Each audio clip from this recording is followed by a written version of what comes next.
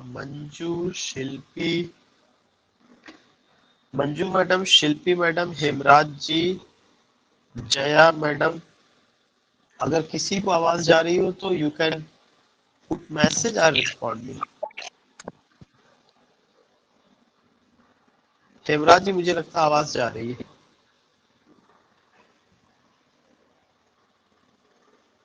Okay,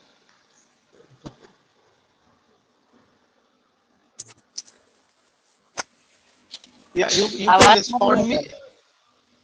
okay, that's good, that's good. अब आप लोग अपने आप को म्यूट कर लीजिए, please mute. Manju madam,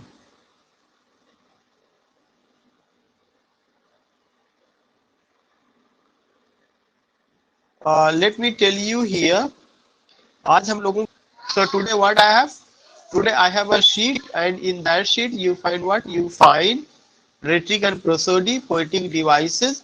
It's very important lecture and I think you will go 2 or 3 questions, maybe more than 2 or 3 questions, 4 or 5 questions in coming examination, whether that is TGT, PGT, UGC net या LT का, सबके लिए बहुत important है। और ये practical criticism के भी नाम से आई, ये रिचर्ड्स का एक एस्पेक्ट था, उसका भी इसमें बहुत सारा हिस्सा रहा है, तो उसको लेकर के हम बात कर रहे हैं। Let me share the PDF file.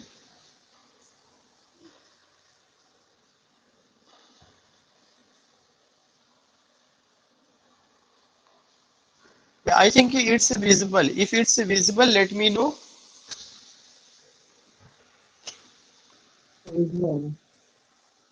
Okay. Now you find कि सबसे पहला आज के टॉपिक का जो सबसे पहला यूनिट है, that is image. If I talk about image, yeah, good evening. Please mute now. There is no need to good evening or good afternoon or good morning because class has started. So you find what you here you see what here you see image. Image is a word picture या image is a picture made of words, ये उसका definition है। अगर आपसे या हमसे कोई पूछेगा कि what is image, then image is a picture made of words। जो image है वह क्या है, वह एक picture है जो किससे बना हुआ है, made of word से बना हुआ है। तो I just want to tell you here, if you go with this sheet, you find here कि image is a picture made of words. And why is it important? It's important because types of image, it has been asked so many times. So you must not only know what is image, पहली बात तो आपको ये जानना है image क्या है, a picture made of words। कैसे?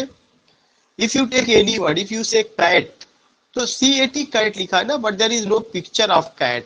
अगर हायर एजुकेशन में हाई स्कूल इंटरमीडिएट का या क्लास 8 का बुक इफ यू सी, तो उसमें क्या लिखा हुआ है, CAT कैट या दिस इज अ कैट या this is a bird, this is a cuckoo, this is a nightingale. As you use the word cat, cuckoo, nightingale, तो उसी वर्ड का इमेज आपके माइंड में आएगा, उसी एनिमल का इमेज आपके माइंड में आएगा। ऐसा नहीं कि कैट कहेंगे तो बुफेलो का या डॉग का इमेज बनेगा। क्यों? Because since childhood, when you were in nursery, when you were in LKG, you have been taught in this way, you have been trained in this way, you have gone to learn in this way कि एक वहां पे picture बना था, फिर नीचे लिखा था कि दिस इज अ कैट या CAT कैट, कैट माने बिल्ली, तो आपके माइंड में एक इमेज बन गया कि CAT कैट इंग्लिश में जब भी आएगा तो उसको क्या कहा जाएगा, उसको बिल्ली ही वहां पर इमेज बन करके आएगा। आई जस्ट वांट टू से कि ऐसे ही पोइट्री में या पोयम में when the poet composes the poem, तो वो जो पोएट है वो क्या करता है, वो इसी तरह का इमेज जो है वहां पे क्रिएट करता है। तो image is what, image is a picture made of words. Image has 2 types, image 2 तरह का होता है, एक dark side image. If I ask या इफ आई से कि डार्क साइड या light side, then what do you mean dark side या light side? Dark side image वह इमेज होता है जिसमें लाइफ के हैप्पी आस्पेक्ट को डील किया जाता है।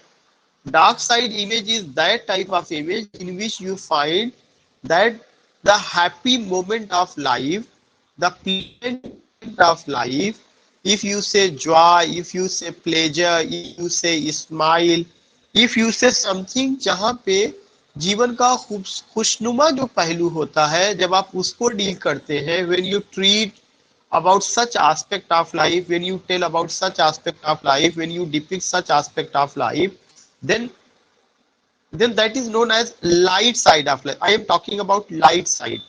जब आप जीवन के खुशनुमा पहलू का जिक्र करते हैं तो वह कौन सा एस्पेक्ट होता है? लाइट साइड होता है। डार्क साइड कौन सा होता है? डार्क साइड जीवन का वह हिस्सा होता है जिसमें ग्लूमी है, जिसमें फियर है, जिसमें अनरेस्ट है, एंजाइटी है, एलिजाइक एलिमेंट है, human note of human misery है, एगनी है, स्टेन है, पेन है, मतलब दुख और दर्द भरी बातें हैं, या जैसे भी दर्द भरे नगमे, या इस तरह से जो वर्ड यूज किए जाते हैं। When you go with these thing then you find what की ये सब चीजें, जैसे ट्रेजिडी हो गई, एलिजी हो गई, any song on the death of someone और on the last of anything, तो उस सब चीजों को लेकर के क्या कहा जाता है? Dark side. हमारा जो लाइफ है वह जो है इसी दो हिस्सों का नाम है। खुशियां है तो हम भी है, डे है तो नाइट है, लाइफ है तो डेथ है, सब बाइनरी पर डिपेंड करता है। इसी तरह से जो इमेज बनती है जीवन में, वो दो तरह की इमेज आती है मुख्य जो है broadly, that is dark side of life और लाइट साइड ऑफ लाइफ। ऐसे बहुत सारे आपको यूज किए जाएंगे, जैसे if I use the word कि द इज प्लेजेंट या इट्स अ प्लीजेंट वेदर, तो वेदर आपको क्या होता है? एक एहसास होता है, एक मौसम की बात चल रही है, लेकिन उसके आगे जो वर्ड प्लेजेंट लिखा हुआ है वह आपको बताता है कि यह सुखद है, यह एक तरह के आपके दिल को भाने वाला है, मनोरम है। तो वो चीजें आपको क्या करती है? It attracts, it allures you, just gives what? It just gives you a type of feeling. And what's that feeling? Feel something is good, something is beautiful, something is attractive, उसका एहसास कराता है। तो इस तरह के word, if I use the word कि it's to hot, तो जो हॉट होगा वो डार्क साइड का बनेगा, वो कहीं से भी जो है लाइट साइड नहीं होगा। अगर मैं ये कहता हूं कि in my life there are only tears, या my life is filled with tears, मेरा जीवन केवल आंसुओं से भरा हुआ है, या my life is filled with thorn, मेरा जीवन केवल कांटों से भरा हुआ है, तो ये जो इमेज आ रही है यहाँ पे क्या हो रहा है? दुखद हो रहा है, डार्क साइड हो रहा है। तो this particular sentence shows what? This particular sentence shows that you're presenting such aspect of life where there is sorrow, where there is gloomy, where there is dark, where there is stain, where there is pain, where there is agony, where there is misery, something which you can say the dark aspect of life. If I say my love is like a red rose, कि मेरा जो love है यह बिल्कुल लाल गुलाब के समान है, इसका मतलब you are telling about love। Love already जो है क्या होता है? जीवन का सुखद पहलू होता है, और उसमें भी अपने लव की तुलना you have compared with what? You have just compared with rose, and how the rose is red rose. It mean that your love is energetic, your love is very fresh, just like as a fresh rose, yeah, you can say in your love there is odor, there is rosy odor, there is rosy fragrance। आपके प्यार में जो महक है वह किसी जो है गुलाब की महक है। उस तरह की जब आप बात करते हैं तो it means that you are presenting what? You are presenting the light side of life. I know कि आर यू गेटिंग इट? ये चीजें आपको समझ में आ रही है? Just give me quick response. Yes, sir. Yeah. Yes, sir. Okay. Now you find what कि अब आपको इमेज बताया जा रहा है। The picture which is created through words, जो भी पिक्चर वर्ड्स के माध्यम से बनता है। पिक्चर ऐसा जरूरी नहीं कि केवल पेंटर ही बनाए, पिक्चर जरूरी नहीं है कि केवल कोई जो है चित्रकार ही बनाए, पिक्चर जरूरी नहीं है कि केवल किसी कैमरे से उसकी फोटो लिया जाए, बल्कि पिक्चर जो है किससे बनता है? शब्दों से भी बनता है। When you read the poem, तो यू फाइंड दैट, अगर आपको याद होगा, you have read what? You have read the poem Prospice. आपने पोएम प्रास्पीके पढ़ा है, उसमें शुरू की लाइन है, कौन सा लाइन है? The sea is calm tonight, the tide is full, the moon lies fair. जो जो जो आज आज जो समुद्र है वो शांत है, तो शांत समुद्र का एक इमेज आता है, the sea is calm tonight, tonight today is night, tonight today is night, the sea is calm tonight, the tide is full, और पूरे समुद्र में पानी भरा हुआ है, द मून लाइज फेयर, खूबसूरत चांदनी बिखरी हुई है। तो जितना ये मंजर है यह एक इमेज बनाता है कि अगर if you have gone somewhere, if you have gone on tour, if you have seen such a beautiful place where there is a open sky, open field at the bank of Ganga river or something, at such a place where there is a river and it's the summer season, the sky is a bare sky and you find the stars twinkle, the moon has climbed, या the moon has just you can say कि उसने अपनी चांदनी को बिखेर रखा है, तो एक वहां पे इमेज खूबसूरत बनती है। तो वो वहां पे जो वर्ड यूज किया गया उस इमेज को बनाने के लिए, कैसा समुद्र शांत है, भरा हुआ है, या फाइंड वर्ड की वहां पे ये बातें, तो जो इमेज है वो क्या है, the picture which is created through word, जो पिक्चर वर्ड्स के माध्यम से क्रिएट की जाती है उसको क्या कहा जाता है, उसको इमेज कहा जाता है। ये पॉइंट आपको ध्यान में रखना है। और ये जो इमेज होता है किसको अपील करता है, टू आई, ये हमारे आई को ये अपील करता है, ये हमारे ईयर को अपील करता है, ये हमारे माइंड को अपील करता है, ये हमारे सेंसेस को अपील करता है। It appeals to whom? It appeals to eye, it appeals to ear, it appeals to mind, it appeals to senses.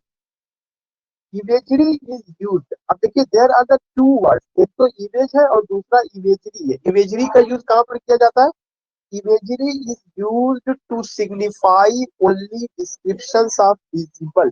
Imagery का यूज तब किया जाता है जब किसी विजिबल चीज को आप डिस्क्राइब करते हैं। Imagery is used to signify only descriptions of visible, descriptions of जो चीजें आपको नजर आ रही है, अगर आप उन सब चीजों को डिस्क्राइब करने लगते हैं तो वहां इमेज नहीं है, बल्कि वहां पे आप किसका यूज कर रहे हैं, इमेजरी का यूज कर रहे हैं। तो imagery is what, imagery is a poetic device, imagery जो है पोएटिक डिवाइस है, which is used to describe the things which are visible, जो यूज किया जाता है उन चीजों को डिस्क्राइब करने के लिए, बताने के लिए जो नजर आ रहे हैं। जैसे for example if you have gone to Allahabad, you have seen Chandrashekhar park या Alfred park, you are sitting there and you find what you find a beautiful atmosphere कि some birds are chirping, there are some small plants, they are just you can say कि वो जो है बिल्कुल moving through the wind, and there are some boys they are playing, some boys they are sitting in the campus, some couples they are sitting in the garden। तो ये जो पूरा का पूरा इमेज होता है, ये जो पूरी तस्वीर होती है, जब आप इसको प्रेजेंट करते हैं तब वो चीज क्या कही जाती है, तब वो चीज जो है इमेजरी कहा जाता है। This is another significant point and this is another important point. You must know difference between image and imagery. आपको इमेज और इमेजरी के बीच का डिफरेंस आपको पता होना चाहिए, ये पार्टिकुलर चीज होती है। So these are the significant points, these are the important points which you have to remember. So I think that you came to know about what is the difference between image and imagery. Image और imagery में क्या difference है, आपको ये चीज पता चल गया। दूसरा एक important point आपको समझना है कि descriptions of visible, especially objects and scenes. Imagery का वहां पे यूज किया जाता है जब आप कोई ऑब्जेक्ट देखते हैं, जब आप कोई आप सीन्स देखते हैं। If you have gone at any hill station, specially Ladakh या specially Nainital, specially Darjeeling, specially Ooty, any place, if I say you have gone there, please describe what you have seen. आप मुझे बताइए आपने क्या देखा। देन यू विल टेल कि it was a hill area, it was covered with what, it was covered with the trees, snows were falling there, there were so many couples, they were energetic, enjoying the day। तो वहां पे इस तरह का situation, इसका मतलब आप image का नहीं, इमेजरी का यूज करें। इमेजरी जो होता है एक पूरी सिचुएशन क्रिएट कर देता है वहां के हालात को, तो उस डिस्क्रिप्शन को इमेजरी कहा जाता है। और इमेज केवल वर्ड पिक्चर, एक शब्द से जो तस्वीर बनती है वह इमेज होगा। लेकिन अगर आप कोई सिचुएशन को डिस्क्राइब कर रहे हैं ऑब्जेक्ट और सीन के माध्यम से, that is what, that is imagery. This is the basic distinction between image and image. Most commonly, imagery is used to signify figurative language. ज्यादातर ये देखा जाता है जो इमेजरी का यूज किया जाता है वो फिगरेटिव लैंग्वेज का यूज करके फिगर्स ऑफ स्पीच का, specially the vehicles of metaphor, इसमें ज्यादातर पे मेटाफर का यूज होता है और सिम्बल्स का यूज होता है. He here tells that when imagery is used, we also see कि writer, poet, dramatist, or novelist, whatever you they are called, they use what? They use figurative language, especially metaphor and simile. Question जो पूछा जाएगा वो तो एक तो ये पूछा जाएगा इमेज क्या है. Image is a word picture या a picture which is made of words is called image. What is imagery? Imagery is a literary device which is used to describe visible objects and scenes. Visible objects and scenes. Especially when imagery is used, poet often uses figurative language, especially metaphor and simile. Then you find the kinds of image क्या क्या होता है. एक होता है visual image. ऐसा ऐसा image या विजुअल इमेज वह होता है वे शब्द जो केवल हमारे आंखों को अपील करते हैं, उनका और ज्ञानेंद्रियों से कोई लेना देना नहीं होता है.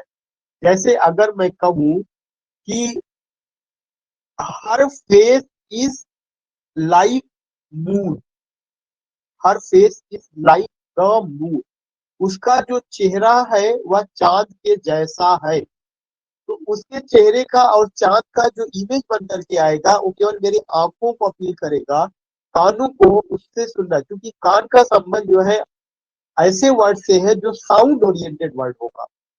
कंफर्म हो रहा है. तो इस तरह की कोई भी सेंटेंस जो हम बनाते हैं वो सब की सब चीजें क्या होती है, वो सब विजुअल इमेज का. If I use a word, आपने सुना है आई थिंक सुमित्रा नंदन पंत का लाइन है, चारू चंद की चंचल किरणें खेल रही है जल थल में.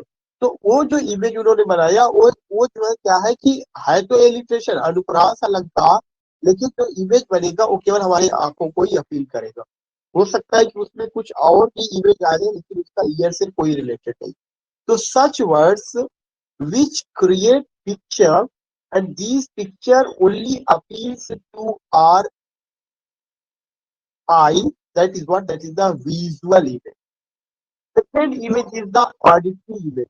ऐसे शब्द जो हमारे कानों को अपील करते हैं उनको ऑडिटरी इमेज कहा जाता है. ऑडिटरी इमेज वह इमेज होता है जो साउंड ओरिएंटेड होता है, जो ऐसे शब्द जिनसे कि कोई आवाज निकले और उस आवाज से कोई मीनिंग निकले. जैसे अगर मैं कहूँ मधुमक्खियों का भुनभुनाना, तो जो मधुमक्खियों का भुनभुनाना उसके लिए क्या वर्ड आएगा, हमिंग बीज. तो जो बीज है ये मधुमक्खी है, ये तो विजुअल हो गया, लेकिन उनका जो आवाज है हमिंग या ऑडिटरी इमेज हो गया. Lions roaring, snakes hissing, birds chirping, birds twittering, cuckoos, जो भी उसका वर्ड है, कुकूज सिंगिंग या पोरिंग मेलोडियस प्लॉट, या विस्परिंग, ये जितना भी वर्ड होता है ये सारे के सारे वर्ड क्या होंगे, ऑडिटरी इमेज का हिस्सा. फॉर एग्जांपल इसी से जुड़ा हुआ फिगर ऑफ स्पीच में ओनोमेटोपी है. तो any word which just appeals your ear या you come to know the meaning of that word when that appeals your ear, your sound oriented word, that is what, that is the auditory image. Next image is the tactile image. Tactile image वह image होता है जो बहुत सारी चीजें आप touch करने पर उसको आपको पता चलता है. Tactile image is related to your skin या आपकी स्किन से होता है. व्हेन यू टच एनीथिंग तब जाकर के आपको ये पता चलता है कि हाँ ये चीज हार्ड है, ये चीज सॉफ्ट है, ये चीज ठंडी है, ये चीज गर्म है. इस तरह की चीजें जो है स्पेशली ठंडा या गर्म, तो वो चीजें if you say a waiter, if you have got to where to a coffee house at civil line Allahabad, if you order a coffee and just stop waiter, oh waiter, just stop and give me cold coffee. As you use the word cold coffee, he will come with coffee and you will touch it and you will find that coffee will be a cold coffee. After touching, you come to know that a coffee is a cold coffee. When you use the word cold coffee, it means that कि जो cold है ना तो ये आई को appeal कर रहा है ना तो ये ईयर को अपील कर रहा है. जब आप इसको टच करके आपकी स्किन को होता है तब जा करके चीज क्या होता है कि कोल्ड कॉफी का वहां पे एलिमेंट आता है. तो यू फाइंड कि जो टैक्टाइल है यह टच से रिलेटेड है और यह किसको बताता है, यह आपकी स्किन को टच करते हुए. Now you find olfactory image. What is olfactory image? Smell. Olfactory image is related to smell, and how do you come to know it is related to smell? Olfactory image is a part of what? It's a part of your body organ, and it shows what? It shows the significance or importance of the nose, and it appeals what? It appeals something whether things is whatever smell you are getting. तो उस समय जो होता है वो क्या होता है जब आपके चीजें आपके नोज को अपील करती है या using this body organ you come to know whether the कैसा उसका स्मेल है, then you come to know कि it's a part of olfactory unit. Especially in that way, there is a line, all the perfumes of Arabra will not sweeten this little hand. Oh, oh, oh. तो ये जो perfume word है, perfume किसको appeal करेगा? It will not appeal your year, it will not appeal your eye, it will not appeal your skin. It appeals a particular body organ that is known what? That is known as nose. That is related to smell. If you say so, these sentences. If you say what? If you say that there is a rosy odor. If you say rosy fragrance, तो वो जो खुशबू है, odour शब्द है या जो आपका fragrance शब्द है, it appeals a particular body organ that is what? That is your nose, and this is why such word is known as olfactory image. It related to your, it means particularly smell. Now the next word is what? Gustatory image. This gustatory image is related to taste. ये आपके taste से related है. You come to know when you eat something, या when you take something, when you put it on your tongue. Especially यह tongue से related है. After putting anything on tongue, you come to know about the taste of that thing. If I say what? If I say something ki I don't like uh, coffee which has enough sugar. It means what? If I use the word, if I use a sentence कि I don't like coffee which has enough sugar, मैं ऐसी coffee नहीं पसंद करता जिसमें ज्यादा sugar है. तो how do you come to know कि इसमें शुगर ज्यादा है या कम है? when you when you take the taste of that coffee, then you come to know कि हाँ ये चीजें हैं. और वो कहाँ से आपको पता चलेगा? टंग का यूज करने पर. तो गस्टेटरी में जो आपका टेस्ट से रिलेटेड है, ये किससे रिलेटेड है? ये आपका टंग से रिलेटेड है. TONGUE. If I use the word olfactory smell, ये किससे रिलेटेड है? नोज से रिलेटेड है. If I use the word touch, ये किससे रिलेटेड है? स्किन से रिलेटेड है. Now, if I say there is a figure of speech that is what? Life is bitter sweet. जीवन खट्टा और मीठा है. तो जो जीवन है, ऐसा नहीं कि life is any object just like coffee, या life is any object just like fruit, या life is any object where there is you find what? Where there is you find something की sweetness and bitterness. No, not at all. It's the metaphorical presentation of the experiences of life where you see how the life has been presented, how the life has been portrayed, and to tell the experience of the life, the poet has used the word what? That is, life is what?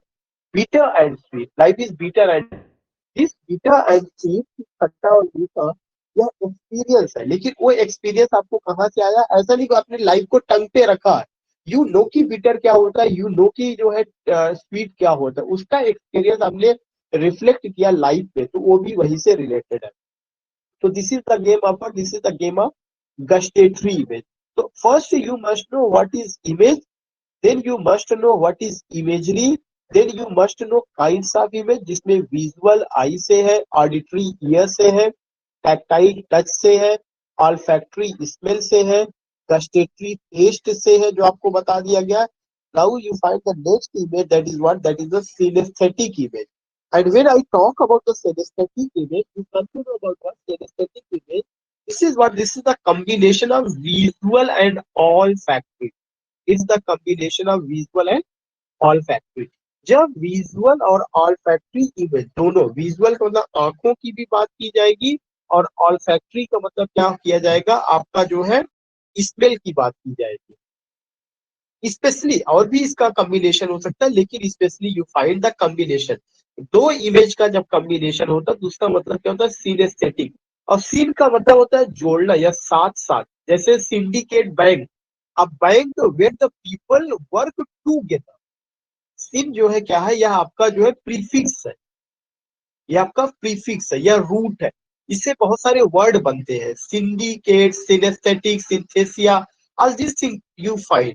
तो what I just want to say कि अगर किसी word में सिन लग गया तो इसका मतलब, उसका क्या मतलब हो जाएगा, टूगेदर, साथ साथ काम करना।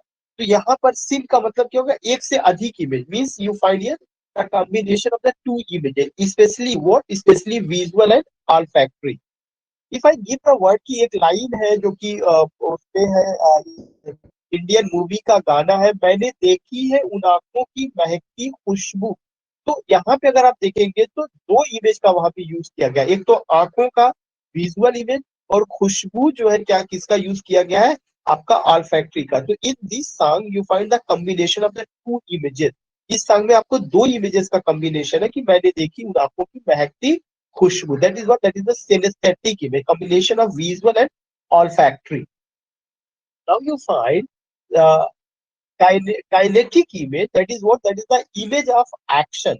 If I talk about kinetic image, so kinetic image is a type of image where you find a movement, where you find a motion. Things are not static but things are in dynamic condition. जब कोई चीज जो है गतिशील अवस्था में और movement करती रहती है, स्टेटिक नहीं होती, रुकी नहीं रहती, ठहरी नहीं रहती, बल्कि चलती रहती है, तब उसको क्या हो सकता है, वह जो जो इमेज होगा, वह इमेज जो है आपका आपका काइनेटिक इमेज होगा। If you have seen Mahabharat, तो जब महाभारत आता था तो उसके पीछे जो है एक टेंट का पिक्चर बना होता था, और व्हील ऑफ द टाइम होता था, यदा यदा जिस धर्मस्य का, जब वो स्लोगन बोलते थे तो व्हील ऑफ द टाइम क्या करता था, मूव करता, समय रूपी पहिया मूव करता था। तो जब ये wheel of the time move करता है या कोई और चीज मूव करती है, anything which is anything which has action, कोई भी चीज जो मूविंग कंडीशन है, कोई चीज जिसमें एक्शन है, वो चीज क्या हो जाएगी, वह चीज काइनेटिक हो जाएगी। For example, tell me, if you have gone with the poem of William Butler Yeats, and the name of the poem is Lake Isle Penny's Free, in that poem you find in the very first line, the poet says what? The poet says, turning and turning the winding gyre, the falcon cannot hear the falconer, things fall apart, center cannot hold, yet anarchy lose the upon the one. वो जब ये line बोलते तो पहली ही line में क्या था, turning and turning the वाइडिंग, समय रूपी पहिया बहुत तेजी के साथ घूम रहा। वहां पे जो लाइन आई है, उस लाइन पे मोशन है, मूवमेंट है, एक्शन है। तो ये जो भी चीज होगा वो क्या कहा जाएगा, वो काइनेटिक, फाल्कन करना। पहली लाइन में वहां पे आपका काइनेटिक है। Now you find sensuous image. Sensuous image के सबसे बड़े पोएट जो रहे हैं वो जॉन कीट्स रहे। कौन रहे, John Keats, JON।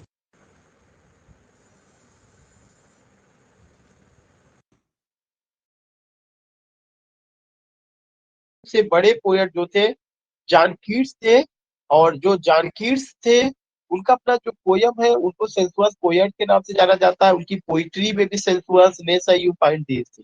I just want to say whenever you go with sensuousness, तो इसका मतलब ये हुआ कि एक ऐसा इमेज जिसमें सारे सेंसेस को अपील करता, मोर देन वन सेंसेस। उसपे आई का भी हो सकता है, उसपे ईयर का भी हो सकता है, नोज का भी हो सकता है, स्किन का भी हो सकता है। यू फाइंड कि इस तरह की तमाम चीजों को लेकर के कई इमेजेस एक साथ एक स्टैंजा एक लाइन में देखी जाएंगी, तो sensuous image. Then you find image cluster. Image cluster क्या होता है, एक इमेज का समूह, recurrent groupings of metaphors and similes करें। जब मेटाफर्स और सिमिलीज का यूज करके हम किसी चीज को डिपिक्ट करते हैं, बताते हैं, तो वह चीज क्या होता है, इमेज क्लस्टर होता है।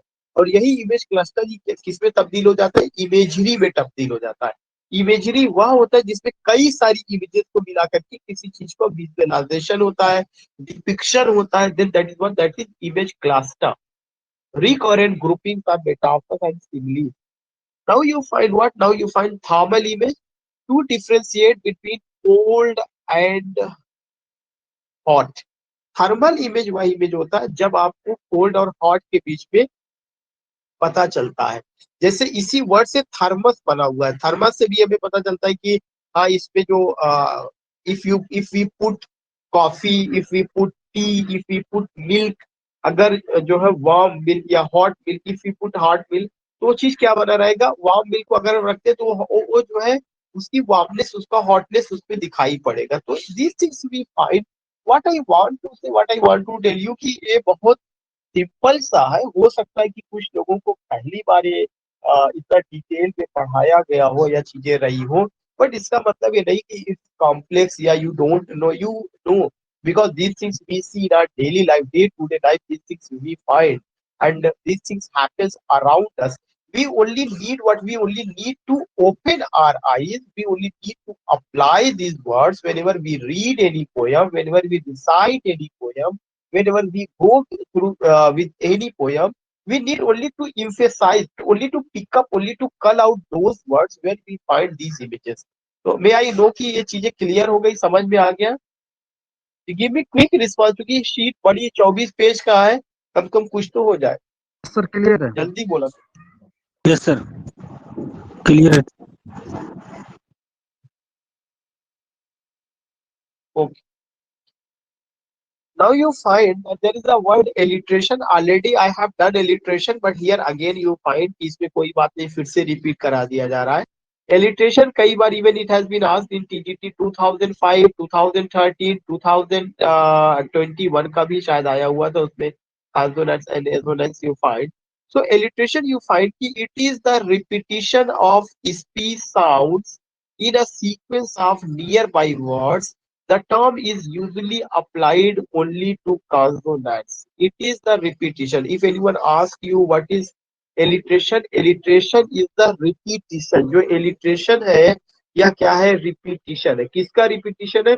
Speech sound, जब एक जैसी आवाज निकलेगी तो alliteration is what? Alliteration is the repetition of speech sound in a sequence of nearby words. अगर नजदीक के जो शब्द हैं उनमें अगर किसी चीज का रिपीटिशन हो रहा है तो वह चीज क्या कहा जाएगा? एलिटेशन। तो alliteration is the repetition of speech sound in a sequence of nearby words.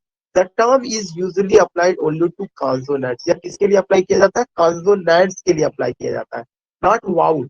Alliteration में रिपीटिशन किसका देखा जाएगा? एलिट्रेशन में रिपीटिशन जो है आपका कॉन्सोनेंट्स का देखा जाएगा, वाउल का नहीं देखा जाएगा, ए ई आई ओ यू नहीं देखा जाएगा, कॉन्सोनेंट्स का। मतलब leaving these 5 letters, 21st letter, 21 letter you find कि 21 लेटर वो चीज जो है क्या है आपका कॉन्सोनेंट्स है, उसका रिपीटिशन होता है। तो एलिट्रेशन क्या है? It's the repetition of speech sound. और यह जो रिपीटिशन होगा साउंड के आधार पे होगा, स्पेलिंग के आधार पे नहीं होगा। In a sequence of nearby word the term is usually applied only to consonant. Example उन्होंने दिया है, when to the sessions of sweet silent thought, when to the session, you find here repetition of yes, yes यहाँ पे आया है, फिर उसके बाद डबल यस आया है, फिर यस आया है, फिर यस आया हुआ है, फिर साइलेंट में यस आया हुआ है। तो यू फाइंड व्हाट की repetition of S and T, to the टा टा एंड साइलेंट में टा। तो you find here what you find letter, you find here the repetition of letter T. और जो ये लेटर यस का रिपीटिशन है, लेटर टी का रिपीटिशन है, ये किसके अंतर्गत आता है? It comes in the category of consonant, मतलब they are the part of the consonant. सो जो एलिट्रेशन है वो किसका रिपीटिशन है? कॉन्सोनेंट्स का रिपीटिशन है। और रिपीटिशन ऑफ स्पीच साउंड, और कहाँ पे? In a sequence of nearby words, एक कतार में या जो एक लाइन है उसमें जो वर्ड्स है उसपे जो रिपीटिशन होगा कॉन्सोनेंट्स का, that is what, that is alliteration. और फिर उसके बाद आप ये देखते हैं कि इसी एलिट्रेशन को 2 हिस्सों में काटा जाता है। एक आपका कॉन्सोनेंट्स है, दूसरा आपका एसोनेंट्स है।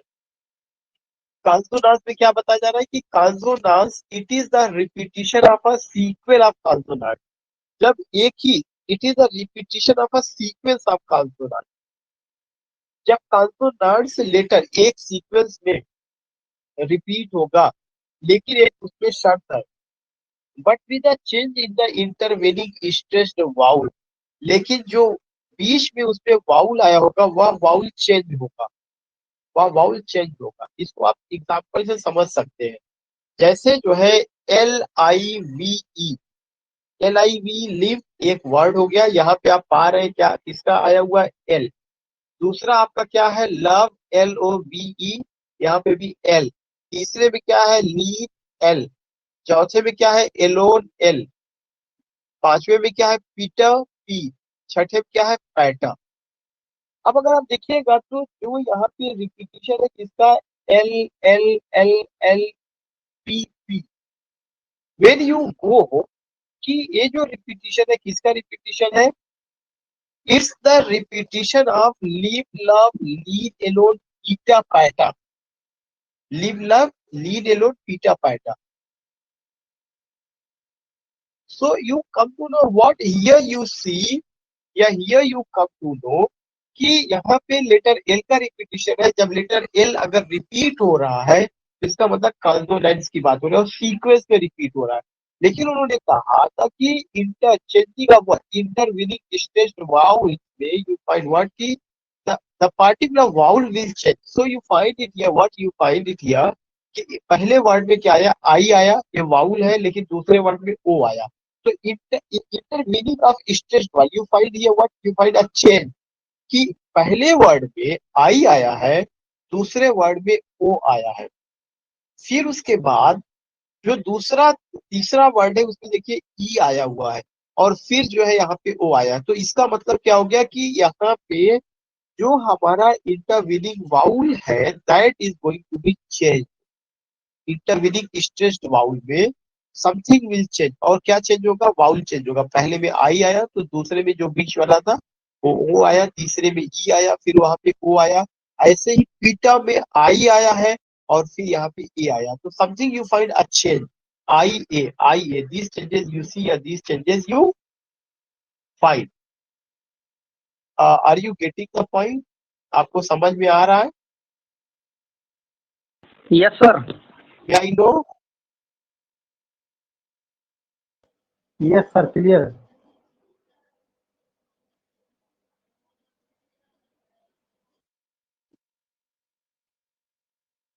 Now they have got here after that's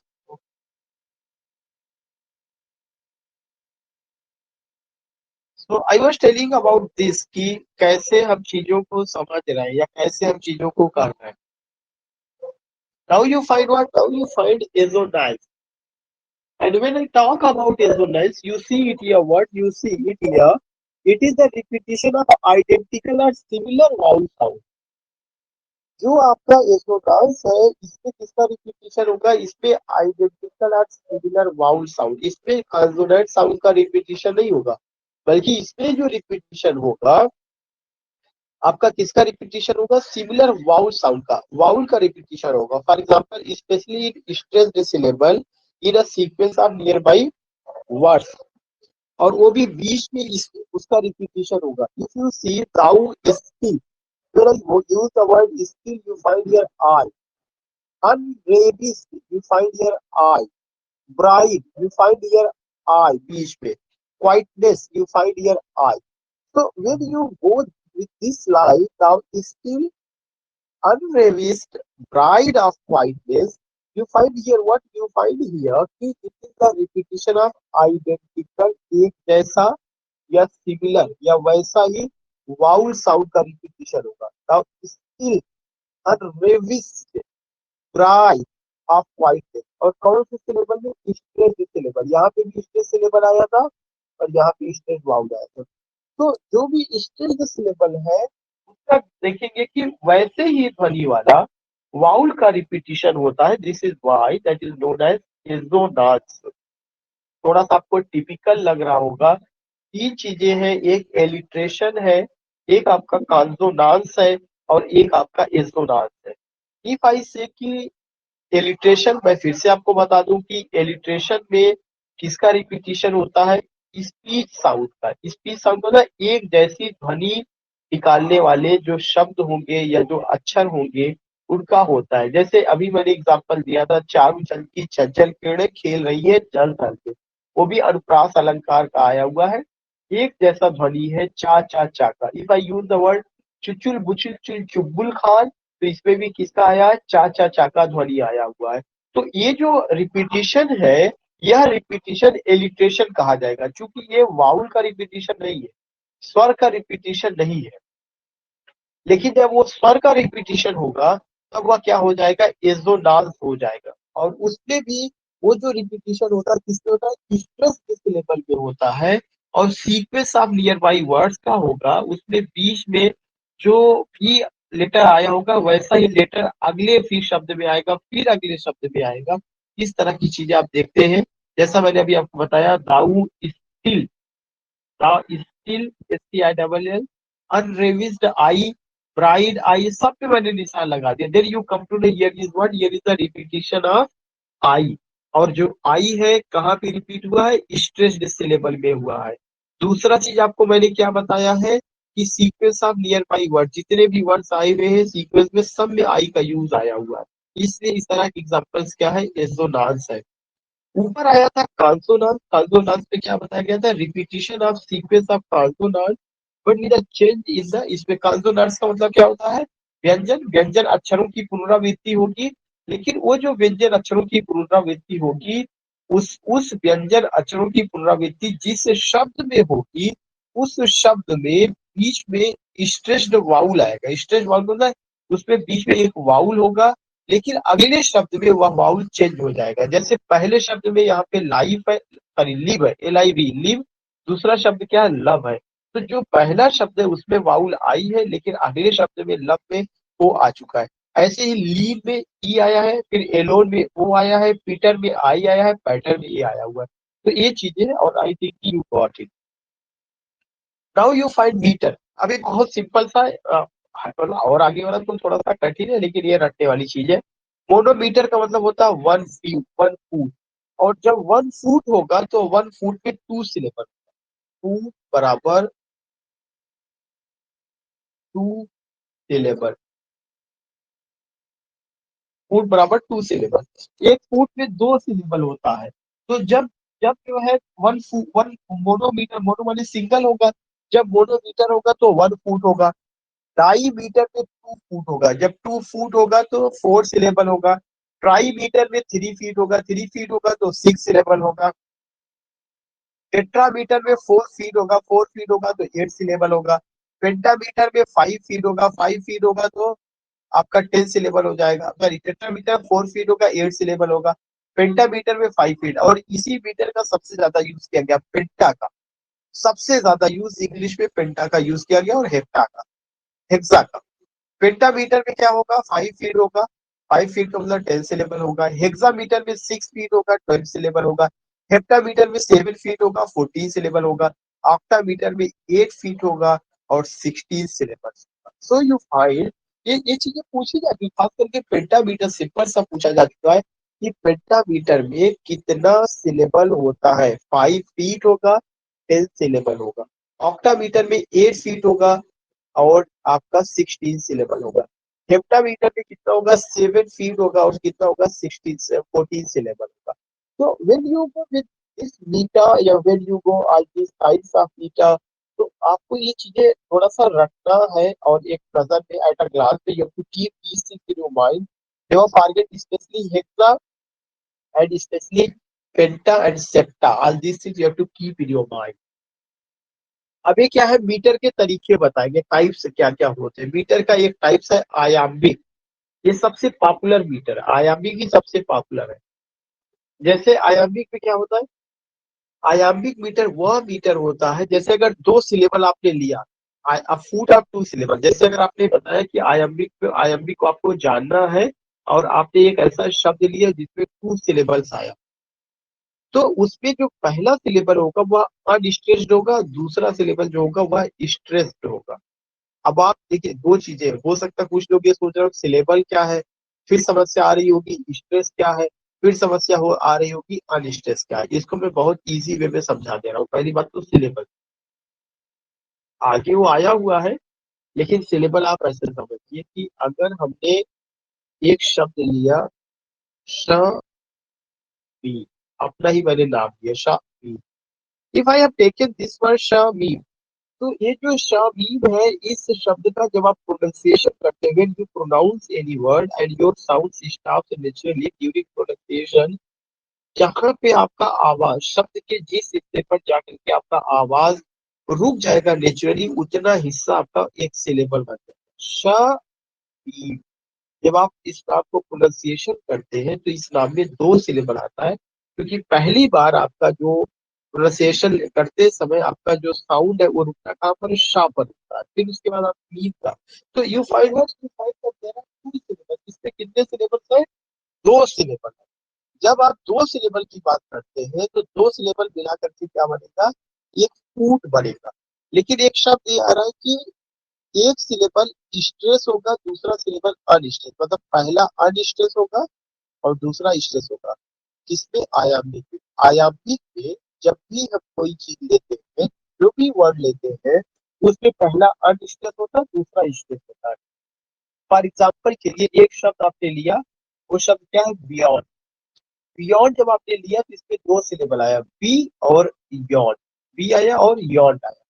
अब आप देखिएगा जब बी और यॉन्ड आया तो जो बी है, बी आपका क्या है, या अनस्ट्रेस है, बगैर दबाव डाले हुए आपको उच्चारण करना पड़ रहा है।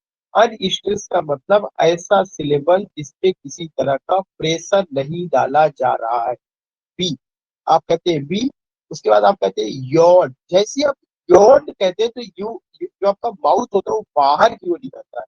जब भी स्ट्रेस सिलेबल होगा तो उसका प्रोनाउंसिएशन करते समय यू ओपन योर माउथ, इधर आगे की ओर, यू पुट इट फॉरवर्ड, उसको आप आगे की ओर रखते हैं, यॉन। और जो जो आपका अनस्ट्रेस होगा वो जो है अंदर जो बहुत ज्यादा उसका रिया काबल में बी यॉन, लेकिन यॉन को उससे आपको करना पड़ा। तो जो बी है यहाँ, जैसे जैसे आपने कहा श, लेकिन बी, जब आप बी, तो ये भी जो है क्या है, जो श है, ये श आपका जो अनस्ट्रेस है, लेकिन बी ये आपका स्ट्रेस है, तो ये भी किसका हिस्सा बनेगा, आयाम्बिक का बनेगा। तो ऑलवेज रिमेम्बर दैट कि जो आयाम्बिक है उसकी खासियत ये होती है कि उसमें पहला सिलेबल अनस्ट्रेस होगा और दूसरा सिलेबल आपका क्या होगा, स्ट्रेस होगा। ये आप अगर रट लेंगे तो आप कभी भी भूलेंगे नहीं। इसी का जस्ट उल्टा जो होगा वो क्या होगा, ट्रॉकेइक होगा। ये जो है जस्ट इसी का अपोजिट। अगर आपको आयाम्बिक तैयार हो गया तो ट्रॉकेइक के तैयार करने में कोई दिक्कत नहीं है। ट्रॉकेइक में क्या होता है, अ फूट ऑफ टू सिलेबल, इसमें भी अगर आप दो ऐसा कोई जो है दो सिलेबल लेते हैं तो इसमें पहला स्ट्रेस्ड होगा और दूसरा अनस्ट्रेस्ड, इसी का जस्ट अपोजिट। पहला स्ट्रेस्ड होगा और दूसरा क्या होगा, अनस्ट्रेस्ड होगा। आयाम्बिक में क्या था, पहला सिलेबल अनस्ट्रेस्ड होगा और दूसरा सिलेबल स्ट्रेस्ड होगा।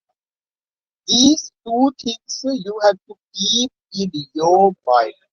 These two things you have to put in your mind कि आयाम्बिक में पहला अनस्ट्रेस्ड और दूसरा स्ट्रेस्ड। ट्रॉकेइक में क्या होगा, पहला आपका जो है स्ट्रेस्ड होगा और दूसरा अनस्ट्रेस्ड होगा। जैसे ऑर्डर एक शब्द होता है, ऑर्डर एक शब्द है लेकिन सिलेबल कितना है, दो सिलेबल। एक शब्द जैसे शमीम, एक शब्द दो syllable. In the same way there is a word order, it has two syllable. When you find that it has two syllable,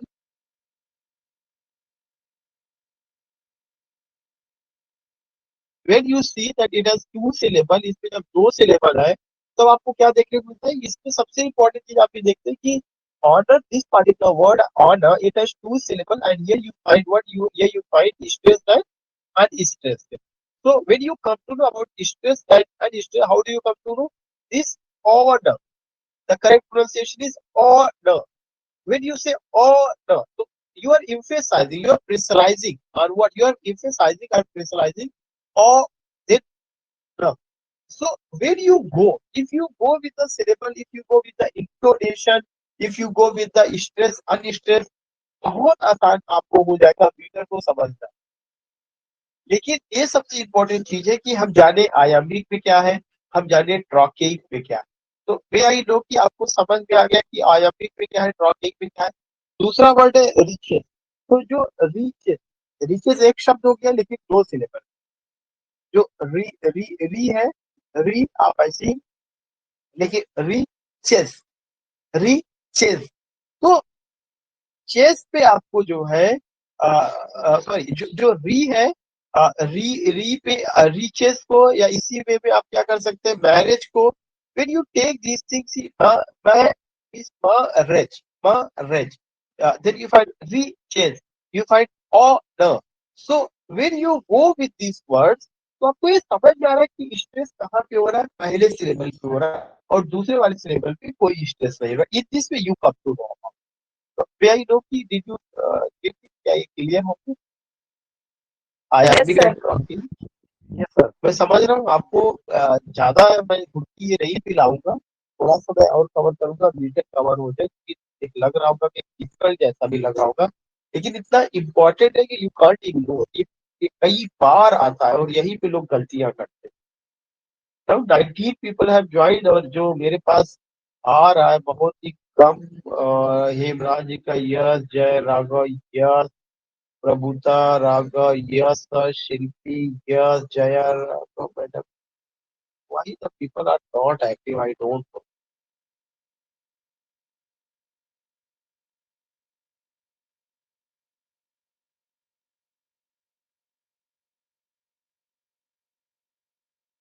After yes, sure, yes, yeah, that's good, that's good. So you find, now you came to know about IAP, you came to know about trachea. Now you see what you see, ये और भी दो तीन metre है, तो metre तक की लूंगा।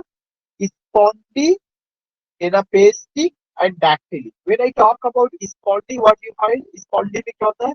A food consisting two stressed syllable. Spondee जो होगा उसमें शुरू का जो सिलेबल होगा दो स्ट्रेस्ड होगा और बाद का जो होगा अन। अब foot consisting of two stressed syllable, शुरू में जो जो दो सिलेबल होगा वह क्या होगा, स्ट्रेस्ड होगा, और फिर जो तीसरा सिलेबल होगा वो अनस्ट्रेस्ड होगा। स्पॉन्डी में आप ये समझिए, टू स्ट्रेस्ड, वन अनस्ट्रेस्ड, इस तरह से ये स्पॉन्डी का खासियत है। यू गेट ये चाइल्ड बर्थ, चाइल्ड भी आपका जो है क्या है, चाइल्ड एक सिलेबल है, बर्थ भी एक सिलेबल, चाइल्ड बर्थ, तो ये क्या है, स्ट्रेस है, चाइल्ड बर्थ, इस दोनों में जो है दो सिलेबल है और दोनों स्ट्रेस है। इस पॉलिटी को अगर आप देखेंगे यहाँ पे एनापेस्टिक में, उसमें करें अब फूड ऑफ थ्री सिलेबल जिसपे की फर्स्ट टू अनस्टेज, जस्ट स्पॉन्डिक किसका अपोजिट है, एनापेस्टिक का। और इसमें क्या होगा, फर्स्ट टू, जो पहला टू होगा वो अनस्ट्रेस्ड होगा और जो थर्ड होगा वो स्ट्रेस्ड होगा। स्पॉन्डिक का जस्ट अपोजिट, स्पॉन्डी में पहला टू स्ट्रेस्ड होता है, लेकिन एनापेस्टिक में पहला टू अनस्ट्रेस्ड होता है, तीसरा जो है क्या होगा वो स्ट्रेस्ड होगा। तो जैसे for example on the whole, on unstressed, the unstressed, और होल आपका क्या है, स्ट्रेस्ड है। मेरे पढ़ाने के बाद एक बार आपको पूरा वीडियो देखना पड़ेगा। आप ये जान लीजिए, अगर आज ही आप रिवीजन कर लेंगे तब तो आपको समझ में आ जाएगा। ऑन द होल, तो स्पॉन्डी और एनापेस्टिक में कोई खास डिफरेंस नहीं है। यू फाइंड इट हियर कि how do you come to know, spondee में भी जो है शुरू का दो सिलेबल क्या होगा, स्ट्रेस्ड होगा, तीसरा अनस्ट्रेस्ड होगा। एनापेस्टिक में शुरू का दो सिलेबल अनस्ट्रेस्ड होगा, तीसरा स्ट्रेस्ड होगा। Dactylic a foot of three syllable, ये जो है फूड ऑफ थ्री सिलेबल होगा। फिर the first two are stressed, जिसमें पहला दो जो है stressed, sorry, anapestic is the opposite of the dactylic. A foot of three syllable, जो अ फूड होगा इसमें थ्री सिलेबल होगा, जिसमें जो है फर्स्ट टू आर अनस्ट्रेस्ड, पहला दो जो दो होगा वो दो स्ट्रेस्ड होगा, और उसके बाद जो थर्ड होगा वो अनस्ट्रेस्ड होगा। और एनापेस्टिक में क्या था, first two are unstressed and the third is stressed.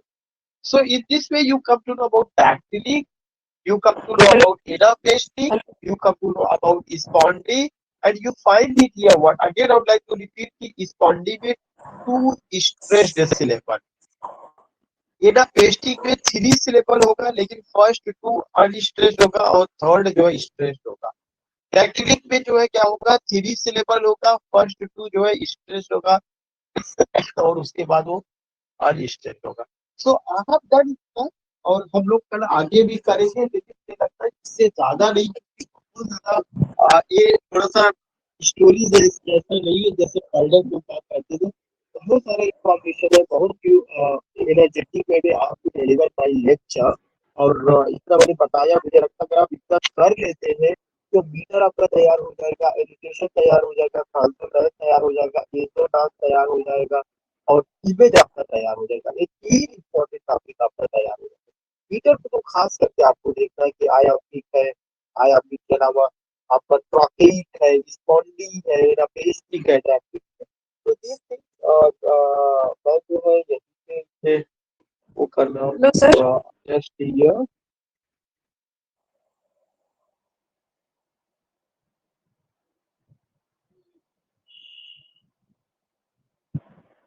तो I think you now I have done, और अगर आपको कोई क्वेरी होगा या कोई प्रॉब्लम होगा तो you can join in WhatsApp group. नहीं लगता प्रॉब्लम होगा।